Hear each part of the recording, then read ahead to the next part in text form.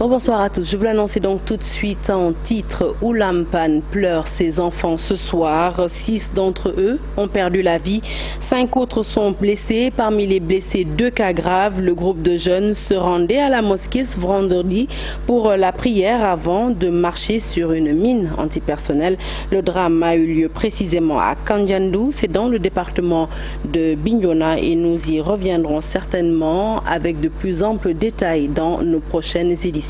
Et de la Casamance, nous passons aux îles du Saloum, plus précisément à Foundiougne, où le bac, principal moyen de navigation, a chaviré. Heureusement, plus de peur que de mal, il n'y avait aucun passager à bord puisqu'il n'était pas fonctionnel, ce bac, depuis 48 heures en raison d'une panne. Les autorités locales, le directeur des routes seraient actuellement sur place pour y apporter d'ailleurs des solutions. Le point, c'est avec notre correspondante sur les lieux, Aminata Goudiaby.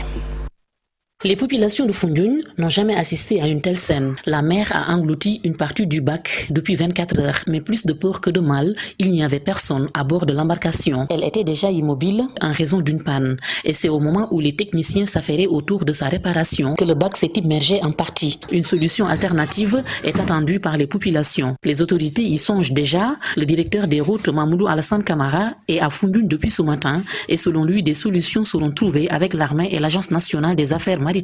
Tous les services et surtout les autorités se sont mobilisés pour trouver des solutions et renflouer le bac.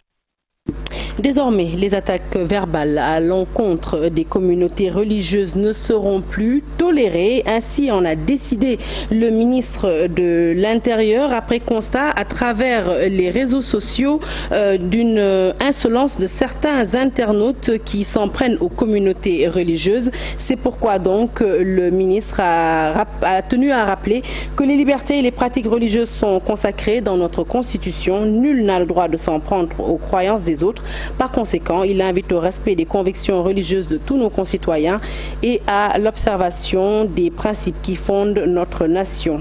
Aussi, l'État du Sénégal prendra-t-il toutes les mesures qui s'imposent pour d'une part faire respecter les lois et règlements en vigueur et d'autre part préserver la paix et la concorde qui ont toujours régné entre les différentes communautés religieuses sénégalaises. Voilà, fait à Dakar donc ce 22 octobre par le ministre de l'Intérieur plutôt. L'effondrement des bâtiments encore dans l'actualité ce soir. Nous en avons largement parlé hier dans notre édition après que l'inspection générale des bâtiments a recensé 1446 constructions menaçant ruine à l'échelle territoriale. Eh bien, Dakar rafle la mise avec 627 édifices qui menacent ruine. Mais à Saint-Louis, vous allez le voir dans ce reportage, nombreuses sont les maisons en état de délabrement très avancé. La raison, elle date de la période coloniale et une urgence de leur effection s'impose. Les habitants ont lancé un appel dans ce sens et était à suivre tout de suite dans ce reportage signé Ousseynou Diop et Habib Sek. À Saint-Louis, beaucoup de bâtiments sont dans un état de délabrement très avancé. Et pour l'essentiel, des personnes vivent dans ces maisons, presque en ruine. Elles prennent ces risques parce qu'elles n'ont pas d'autre choix. Nous sommes ici depuis des années, mais nous savons très bien que ce n'est pas sûr de venir ici. Nous n'avons pas d'autre choix et nous sommes obligés de travailler sur le bâtiment en ruine. On doit démolir le bâtiment, mais nous, on ne peut pas quitter ici. Ce n'est plus sûr de rester sous le bâtiment. Les populations ont à plusieurs reprises averti les occupants, mais ils refusent de quitter. Ils passent toute la journée ici. Pour ces personnes désespérées, l'État doit leur venir en aide ou à défaut la municipalité. Elle demande aux autorités de démolir ces vieilles bâtisses qui datent du temps colonial. C'est du désespoir pour travailler ici parce qu'on n'a pas un autre endroit, vraiment. On n'a pas un autre endroit.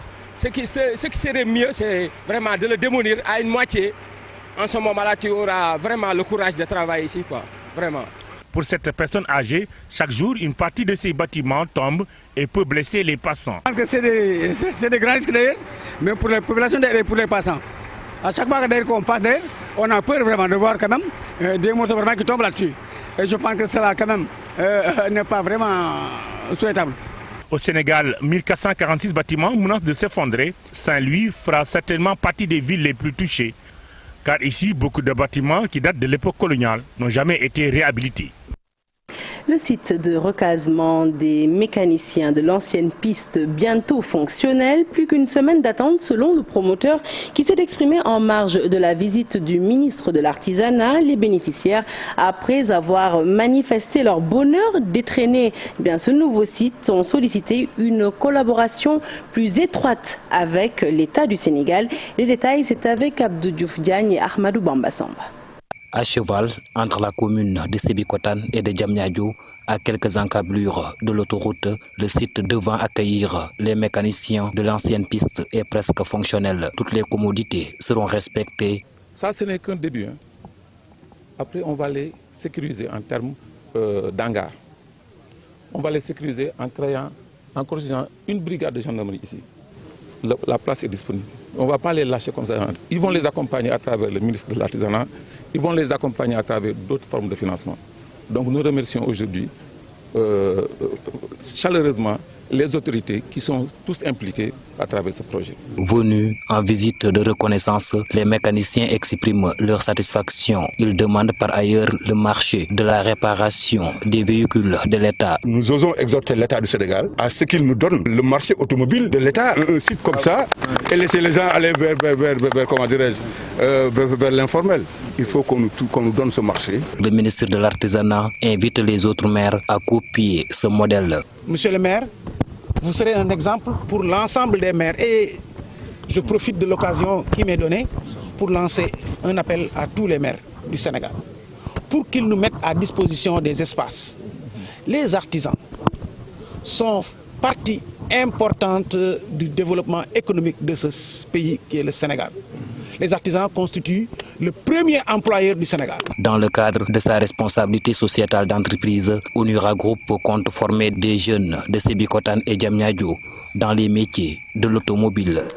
À Diogo, après la marche des populations pour exiger le transfert de la gare routière de Daroundoy à Diogo, riposte à présent des transporteurs. Ces derniers qui ont fait l'objet d'attaques ont tenu un sit-in pour dénoncer les agissements dont ils sont victimes de la part de ces populations. Par ailleurs, ils persistent pour que l'infrastructure soit bel et bien établie sur le site choisi par les autorités. À ce propos, nous écoutons Alioune Ba, secrétaire général de la gare routière de Mboro et représentant des transporteurs au micro de Cheikh Anta Diop. Ce que les gens ont dit, nous en tant que chauffeurs, en tant que regroupement des chauffeurs de transport en commun, nous ne sommes pas absolument d'accord avec eux. Parce que cette place que nous sommes aujourd'hui, elle a été octroyée par la mairie de Darkoulos avec les coordinateurs de la GCO. Aujourd'hui, ils ont fait un appel d'offres. Ils ont donné le marché à un monsieur qui s'appelle Chefal qui habite à Mboro. On a déjà demandé la gare fière. Je pense que s'il y avait litige, la GCO n'aurait pas pris son argent pour investir une gare fière de telles surfaces avec beaucoup de millions. Nous appelons les autorités compétentes, y compris la GCO, qui est le partenaire potentiel, de venir éclaircir cette chose. Nous ne sommes pas pour la localité de Djogokou qui vont en train de manipuler les gens pour que la gare soit à Kermateg.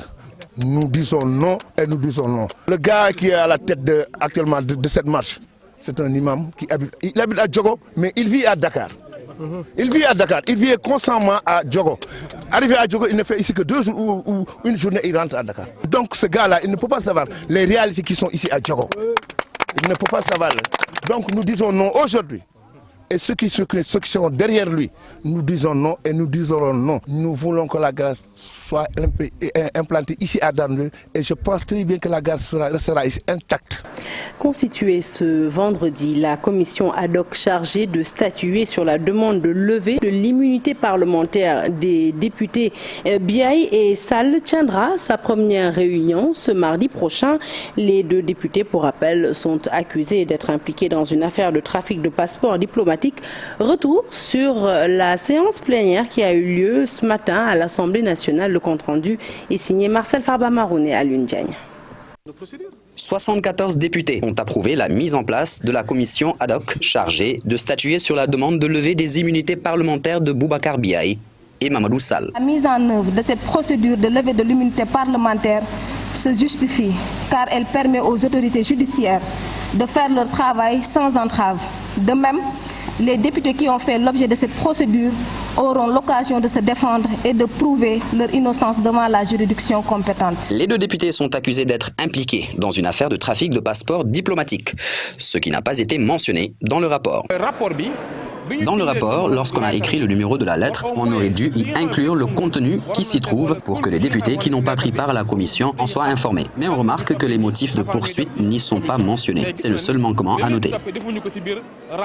Parmi les 2 députés cités, un seul a pris part à la commission de confection de cette liste. Il s'agit de Boubacar Biaï. Dans son visage, peut-être avec les signes qui présentent peut-être les signes de détresse, la perte de poids et tout, à part ça, je l'avais vu un peu serein. Je pense que cette sérénité est due, peut-être qu'il n'a rien à se reprocher, on l'espère, mais quand même, ça doit finir dans ce Sénégal, l'impunité. Moi je pense que le président Macky Sall, je le félicite sur ce qu'il a dit, qu'il veut toute la lumière. Je vais le féliciter, mais s'il veut toute la lumière, le Sénégal en veut plus. Nous voulons plus que de la lumière, parce que l'impunité, dans sa globalité, doit finir au Sénégal. Tout de suite après la séance plénière, la commission s'est réunie pour élire le bureau devant statuer sur ces 2 cas. Ainsi, Aïmerou Gningue, président du groupe Benno Bokk Yakaar, a été chargé de le conduire. Mame Diarra Fam, de Liberté et Démocratie, donc de l'opposition, en est la vice-présidente. Quant à Sira Ndiaye de Benno Bokk Yakaar, elle occupe le rôle de rapporteur. Rappelons que la première réunion aura lieu le 26 octobre prochain à midi, dans la salle de la Commission des Finances.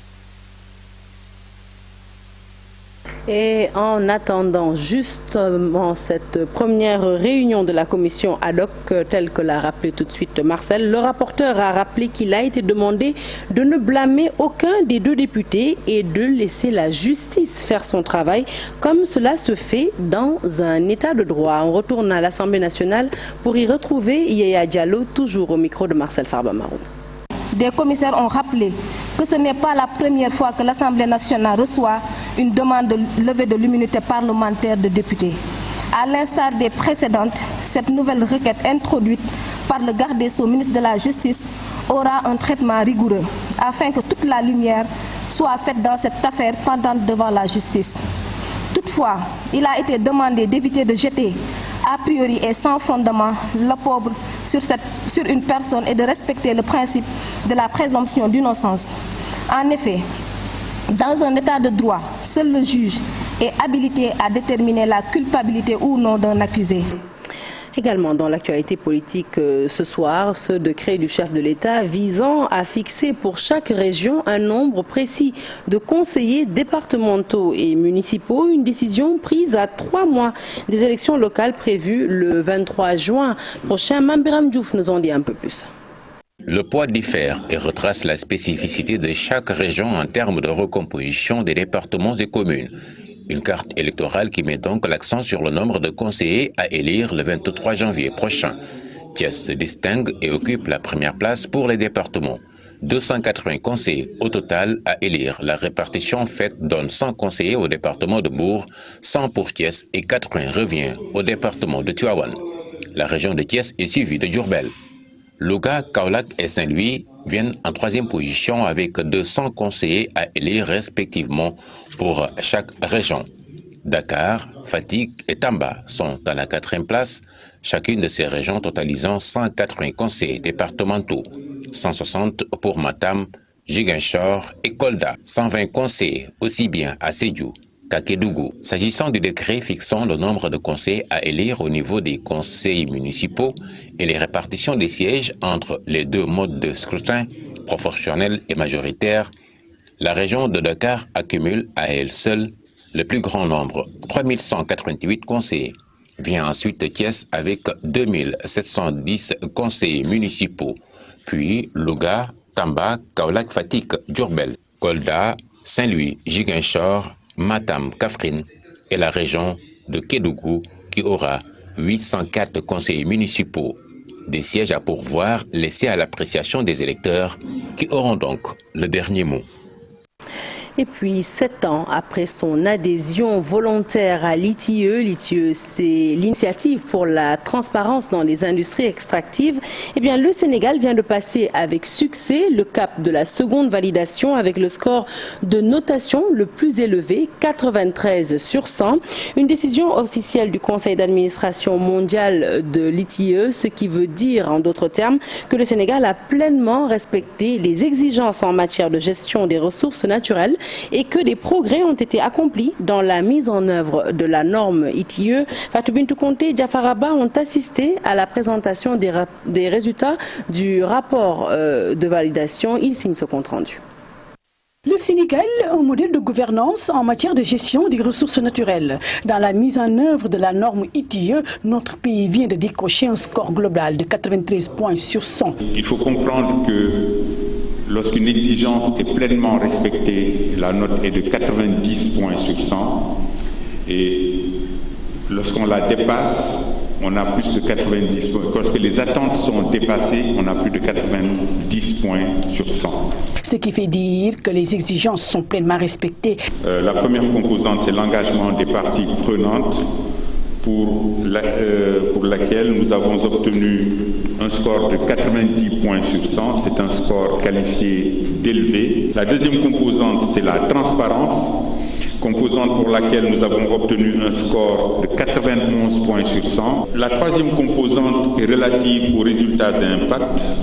Pour cette composante, nous avons obtenu une note de 99,5 sur 100, qui est un score qualifié de très élevé, qui sanctionne le fait que les données ITIE ont été utilisées pour orienter le débat public. Mais les défis restent à relever car parmi les exigences, une n'a pas été respectée que partiellement. D'abord, le fait que tout le processus de préparation et de déroulé de la validation a été marqué par la prévalence de la pandémie à Covid-19, avec donc une réduction de la mobilité des acteurs.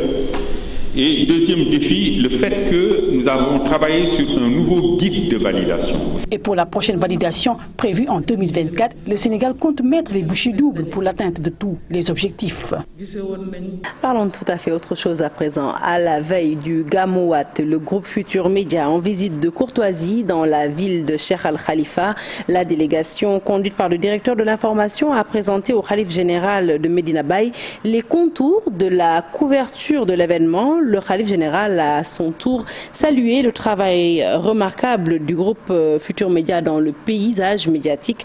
Même son de cloche du côté de l'imam de Medina Baye, Cheikh Ahmed Tidiane Sissé, qui a également reçu les membres de la délégation. Compte rendu, c'est avec Pambay Diawo.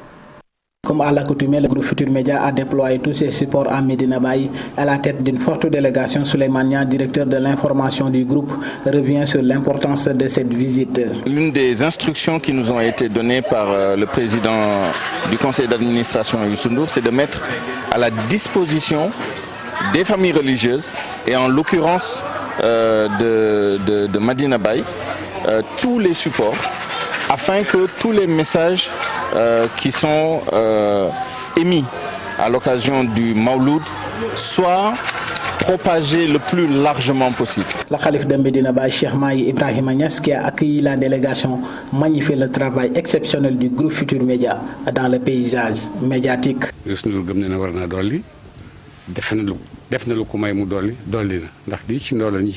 suis vraiment content de votre travail. Je connais l'impact de votre groupe dans la société. Donc si vous nous offrez pendant une semaine la possibilité de parler du prophète dans votre média, on ne peut que s'en réjouir et prier pour tout le personnel et particulièrement pour Youssou Ndour.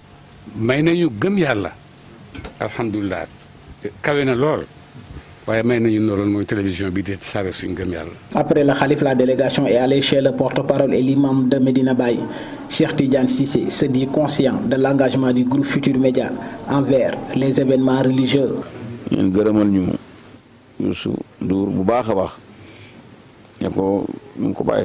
Il y a plusieurs médias dans le pays. Ce qu'on peut avoir chez vous, on ne peut pas l'obtenir nulle part. Je le dis et je l'assume. Vraiment, nous sommes très contents de vous et je vous exhorte à ne pas baisser les bras parce que vous êtes incontournable au Sénégal.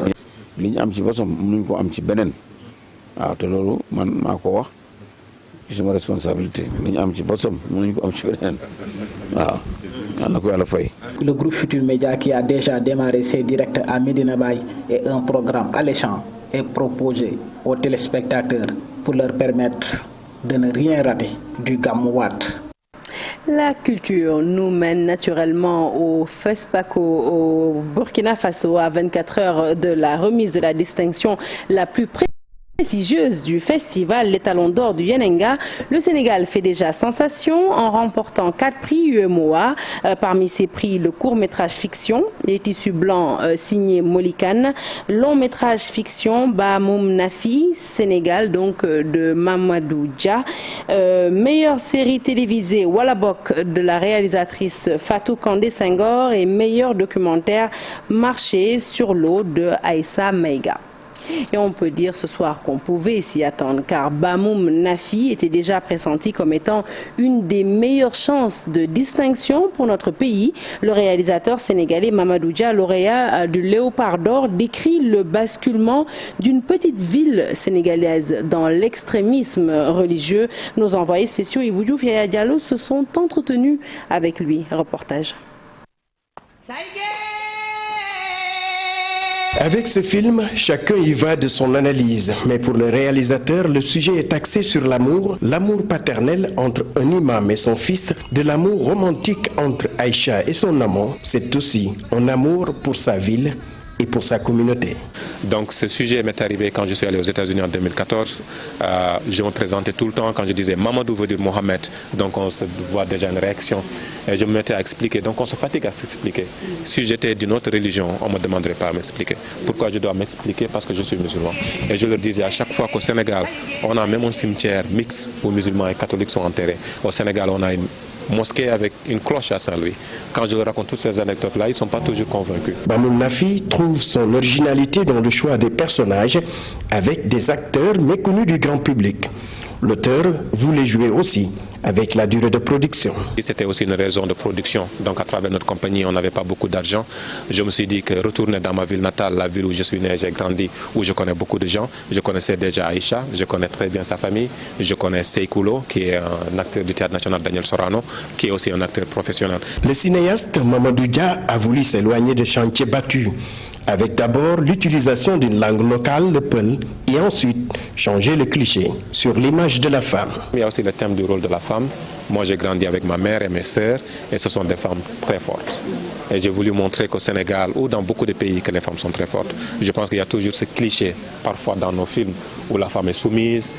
On voit toujours dans les scènes, soit elle est en train de balayer la maison, ou de faire la cuisine, ou de faire quelque chose comme ça. Mais je voulais des femmes qui font changer le film. Donc c'est un plaisir d'être là, c'est aussi un honneur, c'est une responsabilité aussi, parce qu'avoir fait un film autoproduit, c'est un film qui a été fait réellement par mon associé et moi à travers notre compagnie Joe et Didi. Passé par le journalisme, le cinéaste a fait un clin d'œil à sa ville natale avec ce film.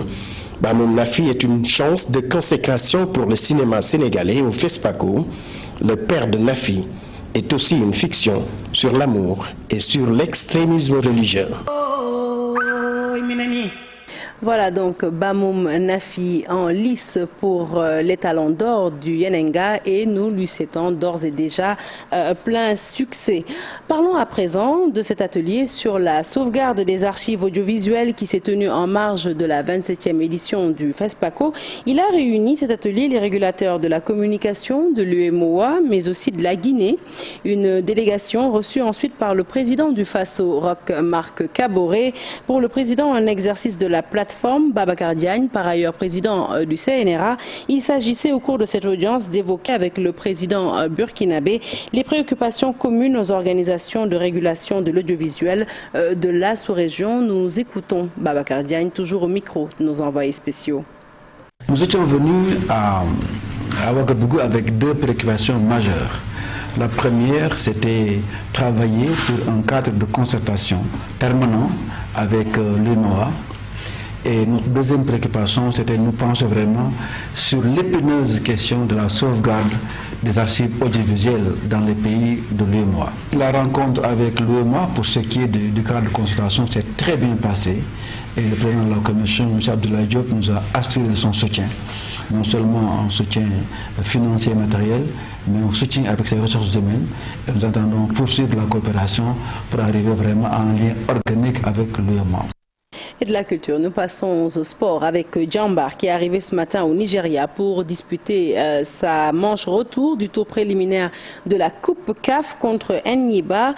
À l'arrivée à l'aéroport nigérian, les académiciens étaient stupéfaits de constater l'absence d'un bus qui devait les transporter à leur hôtel.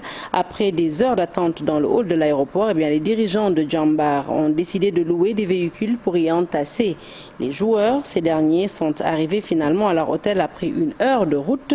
À 2 jours d'un match important, les joueurs ont subi, il faut le dire, un accueil assez hostile, pas dire. 250 jeunes recrutés à travers le pays sont à Thiès actuellement. C'est pour une formation de stagiaires, du métier de stagiaire. Ils sont formés dans la gestion des manifestations sportives. Ces futurs agents de médiation, d'assistance et de prévention vont travailler aux côtés des forces de l'ordre. La signature de convention a eu lieu entre le ministre des Sports, Matar Ba, et le ministre de l'Emploi au SNEPS de Thiès. Le compte-rendu est signé Charanta Diop.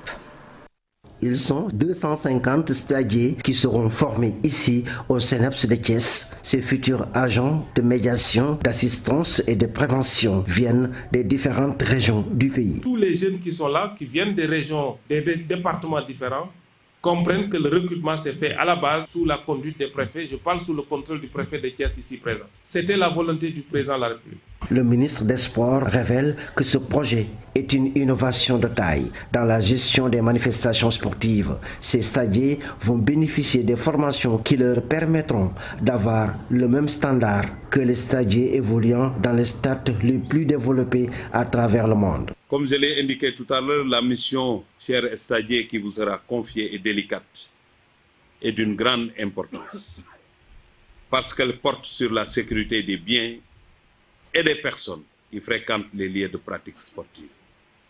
Le non-respect des règles qui régissent vos activités et vos missions pourrait bien ouvrir à des responsabilités individuelles, civiles, voire pénales. C'est pourquoi je vous exhorte à suivre avec une très grande attention les enseignements qui vous seront dispensés. Donc ne pensez pas que c'est un métier facile, c'est un métier important. Un stagiaire ne se donne pas de coups de poing. Un stagiaire ne verse pas dans la violence. Vous êtes des agents de médiation. Vous devez être à la hauteur pour désamorcer les zones où on peut avoir de la violence, parce que ceux qui ne peuvent pas regagner ici, c'est un stade où tout est numéroté. C'est à vous de donner la bonne information à ces Sénégalais, à ces sportifs qui fréquentent nos infrastructures sportives. Mamadi Kedjara, stagiaire, vient du département de Logodon. Ce n'est pas quelque chose de facile, mais quand même, comme c'est le choix porté à nous quand même, on est obligé de faire une mission noble dans notre pays. Comme le dira le ministre des Sports, ces stagiaires ont un rôle historique à jouer. Matar Ba leur a demandé de faire preuve de rigueur, d'être des patriotes hardis. L'actualité sportive nous mène aussi ce soir en Belgique avec ce coup de projecteur sur Makhtar Gueye, avant-centre du KV Ostende, qui affole en ce moment les compteurs en empilant les buts cette saison. Des performances qui font de lui un postulant sérieux à l'équipe nationale du Sénégal et qui ont motivé Cher Sadi Boudjara, notre rubricard sportif maison, à nous le faire découvrir. Suivant son portrait. 8 buts en 11 matchs de Jupiler League, le championnat de première division de la Belgique. Makhtar Gueye est actuellement le meilleur buteur sénégalais en Europe. L'attaquant reste sur sa lancée de la dernière saison, terminée avec 11 buts inscrits pour son club, Ostende. Inconnu du grand public au Sénégal, Makhtar Gueye se construit pourtant la réputation de grand finisseur depuis le début de sa carrière. Né il y a 23 ans à Dakar, l'avant-centre droitier a très tôt démontré ce potentiel chez les jeunes de l'US Gorée. son club formateur au Sénégal de 2016 à 2018. C'est d'ailleurs ce qui pousse Saint-Étienne à recruter le beau bébé d'1,95 m pour 90 kg. Avec les Verts, Gueye n'obtient pas beaucoup de temps de jeu. Il parvient tout de même à marquer un but en 5 matchs de Ligue 1. Il est prêté à Nancy en Ligue 2 pour la saison 2020-2021. Là-bas, aussi ces stades ne sont pas extraordinaires. 5 buts en 20 rencontres jouées. Matar Gueye, qui ne veut pas s'éterniser en Ligue 2, quitte la France pour la Belgique et sa Jupiler League. Un choix judicieux pour le jeune buteur.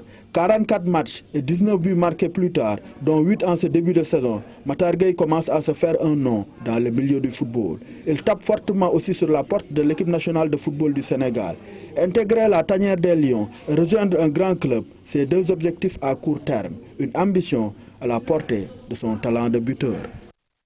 Voilà qui met un point final à cette édition que je suis ravie de vous avoir présenté. Prochain rendez-vous de l'information, l'actualité en réalité, nous la suivons vous la suivez sur toutes nos plateformes digitales.